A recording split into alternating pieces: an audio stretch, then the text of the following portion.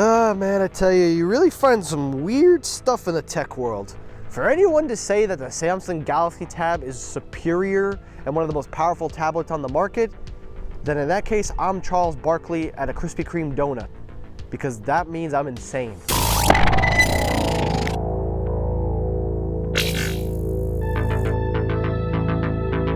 Oh, fanboys and fangirls, we can never have anything good, can we? Just one time, when it looked like Apple finally had a good design for an upcoming phone, they went right back to how they are, and I don't know anymore. I don't know. Also on today's episode, the iPhone SE production, the third generation model, is officially on its way. This model being the 5G. I got some information, we'll talk about that. Also on today's episode, Samsung is the biggest hypocrite of the tech community, and if you want any proof, I'm going to show it to you in this video. And lastly, it looks like Apple is reportedly planning to remake a new HomePod that was discussed a few years back with a battery-operated HomePod, but will it be an Apple brand or will it be a Beats brand? All that on today's episode, so stay tuned.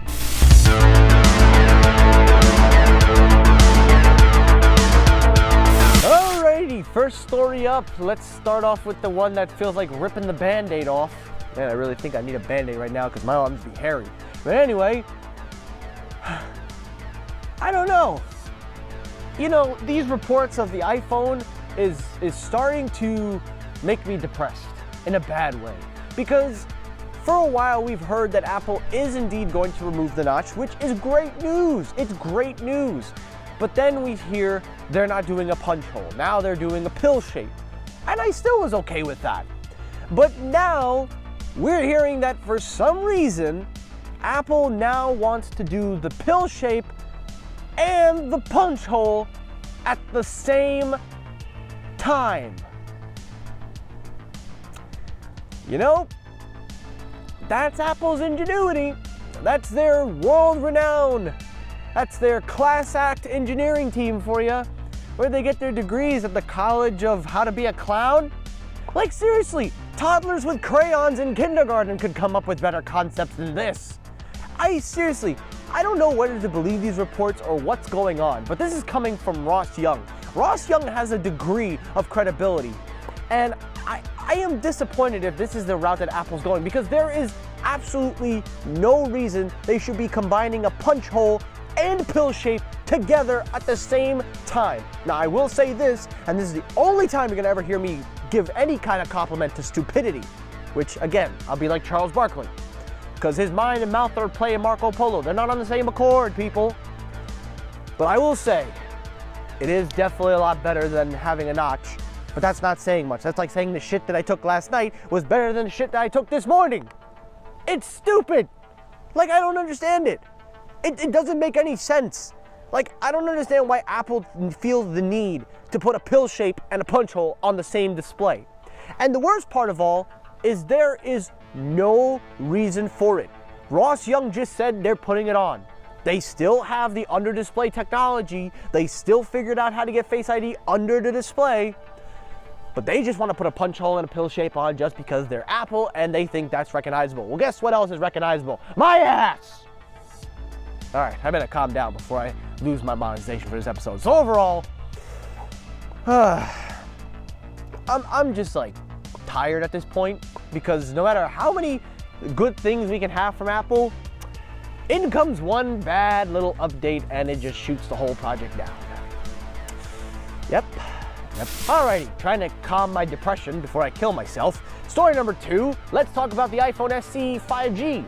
Now, as you know, the iPhone SE 5G is reportedly coming in March and April, and that is exactly what we are going to see, as Ross Young has also stated that yes, productions have begun this month and they will be ready in time for March and April for the SE. Now, being that that's the only iPhone with no notch, I think that might be my next phone if we have a pill shape and a punch hole on the same screen. But anyway, the SE Plus or SE 5G, whatever they're going to call this phone, basically is a modded iPhone SE that's been the same design for 8 years now, but will have 5G and possibly, just possibly, might have a bigger display. We'll have to wait and see, but that's pretty cool. So I'm not really mad about that. Alrighty, let's talk about Samsung. Now, as you guys know, Samsung has a habit of liking to insult everybody, but then of course doing the same damn thing for the last few years. What do I mean by that? Well, let's start with the basics. They mocked Apple when they removed the headphone jack. What did they do? Remove the headphone jack right after. They criticized Apple for removing the charging brick in the box. What did they do? Well, I hope to God they didn't do it, but I think they probably have by this point. Yes, remove the damn thing out of the box. They also criticized Apple for having a notch. And guess what?